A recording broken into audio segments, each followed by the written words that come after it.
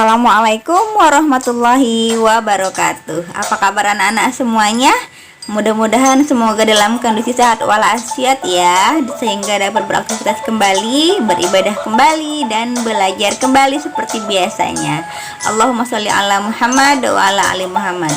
Anak-anak, bertemu lagi dengan Ustazah Elisa hari ini bersama dengan para pahlawan-pahlawan dan sikap kepahlawannya dalam tematik tema 5. Oke, hari ini kita akan mengungkapkan siapa pahlawan kita.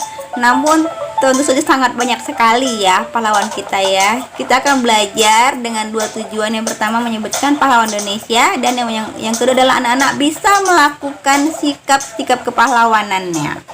Dan semoga kita semua di sini bisa meneladani ya sikap-sikap yang mereka miliki, sehingga kita menjadi orang-orang yang bisa memiliki sikap kepahlawanan.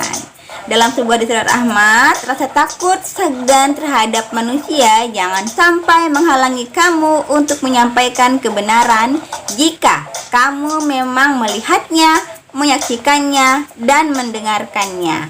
Dan anak-anak jangan takut ya, ketika kita melakukan sebuah kebenaran, insya Allah sudah Allah catat sebagai timbangan pemberat kebaikan, sehingga akan menjadi bukti kebaikan kita.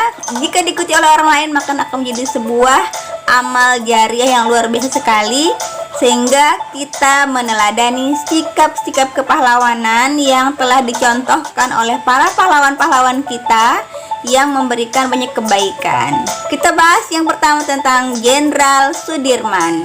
Beliau adalah seorang pahlawan nasional Indonesia, seorang jenderal pertama dan termuda di Indonesia pada saat itu. Nah, perjuangannya sangat gigih dan teguh ya, memegang prinsip, sehingga pada masa sakitnya pun ya, beliau tetap memimpin, turun dijuang di dalam perjuangan perang ya, melawan penjajah Belanda walau dalam keadaan sakit dan dipanggul oleh para anak buahnya. Masya Allah, ini sebuah prinsip yang luar biasa. Sakitnya tidak menghalangi dia untuk melakukan kebaikan-kebaikan untuk negaranya. Ini Masya Allah, ini sifat yang luar biasa. Insya Allah kita bisa melakukannya jika kita mau. Yang kedua akan kita bahas tentang Cut Nyak-Din. Wah, ini Cut Nyak-Din ini berbusana muslim ya. Memang beliau adalah seorang muslimah ya, putri dari seorang bangsawan keturunan di Aceh yang sangat agamis, memegang teguh prinsip agamanya. Walaupun seorang wanita, beliau memimpin pasukan mengusir penjajah Belanda yang mengusir penduduk Aceh dan agama Islam pada saat itu. Bersama dengan Tengku Umar, suaminya juga memimpin pasukan gerilya. Gerilya adalah berperang ya tanpa hentinya.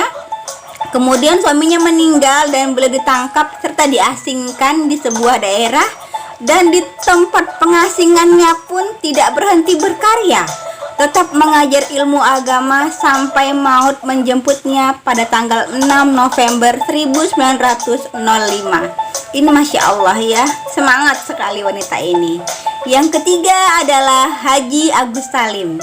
Beliau adalah pejuang kemerdekaan Indonesia ya, pernah menjadi Menteri Luar Negeri dan perwakilan anggota tetap PBB. Wah, Masya Allah ya, keren ya.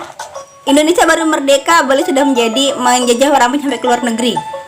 Kemudian walaupun seorang pejabat negara, hidup beliau penuh dengan kesederhanaan, dengan berjualan minyak eceran. Ya Masya Allah, karena memang beliau punya prinsip ya, seorang pemimpin itu menderita bukan menumpuk harta. Jadi tidak memanfaatkan kekuasaannya untuk memberkahi diri sendiri, tetap sederhana, karena beliau berprinsip adalah mereka dari rakyat, untuk rakyat, dan kembali ke rakyat. Sungguh prinsip yang luar biasa, punya kekuasaan namun tetap sederhana ya, tawadu dalam keagamaan ya. Kemudian selalu berpindah-pindah tempat untuk mencari kehidupan yang lebih layak. Berikutnya adalah Kiai Haji Ahmad Dahlan. Nah, beliau merupakan pahlawan pendidikan versi Islami ya, mendirikan perguruan Muhammadiyah. Masa mudanya umur 15 tahun sudah bertekad untuk pergi ke Mekah, pergi haji, kemudian dilanjutkan dengan menempuh pendidikan di sana. Tujuannya apa? Mengembalikan akidah sesuai Al-Quran dan Sunnah. Pada saat itu Belanda telah menguasai Indonesia ya, dengan mendirikan sekolah yang bernuansa barat.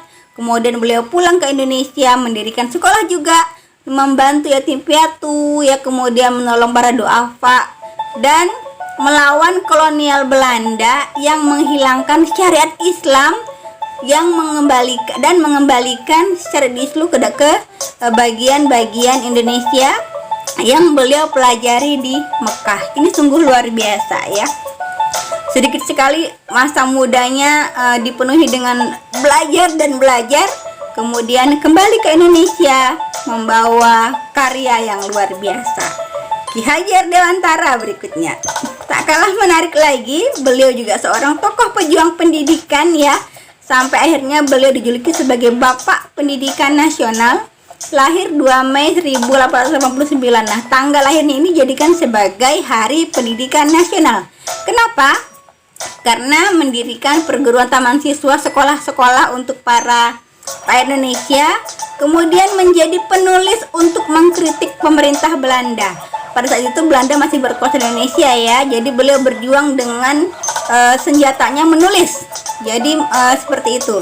Kemudian memperkenalkan slogan pendidikan Ing Ngarso Sung Tulodo, Ing Madio Mangun Karso, Tut Uri Handayani, yang kita gunakan sampai sekarang sebagai slogan pendidikan kita di sekolah kita dan umumnya di Indonesia.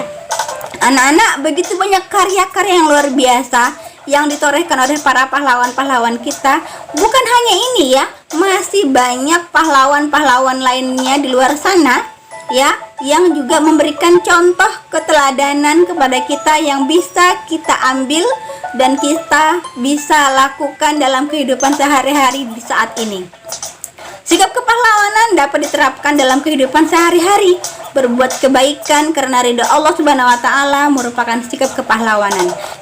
Jangan sampai kita meminta balasan kepada orang lain, karena sungguh kebaikan yang riya tidak akan mendapatkan balasan dari Allah, dan Allah akan memberikan balasan apa yang dia inginkan. Jika dia menginginkan pujian dari orang, maka dia akan dapatkan, tapi tidak akan mendapatkan pahala dari Allah Subhanahu wa taala.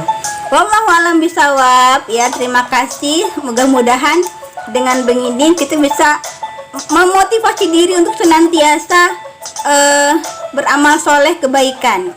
Jazakumullahu khairan katsiran. Wassalamualaikum warahmatullahi wabarakatuh.